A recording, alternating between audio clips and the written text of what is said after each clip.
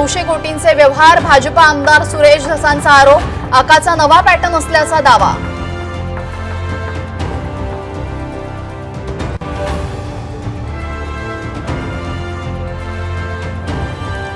लातूरच्या रेणापूर शहरामध्ये सकल मराठा समाजाचा आक्रोश मोर्चा, सरपंच संतोष देशमुखांची मुलं भाऊक।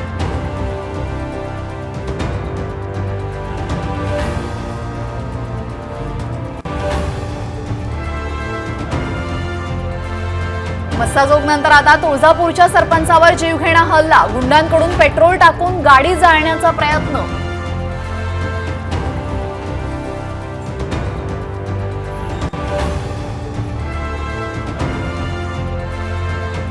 लाडकी बहीण योजनेमुळे तिजोरीवर भार, शिक्षकांचा पगार लांबणीवर पडण्याची शक्यता, पगारासाठी 2 ते 3 दिवस प्रतीक्षा करावी लागणार असल्याची माहिती।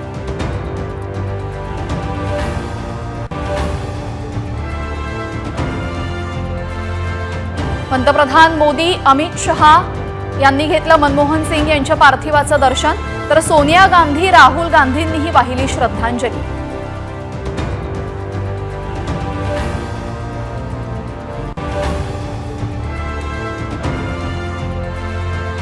इंदूरच्या साई भक्तांकडून साईंना 200 ग्रॅम वजनाचा सुवर्ण मुकुट, 14 लाख रुपये किमतीच्या मुकुटाची साम टीव्हीवर झलक।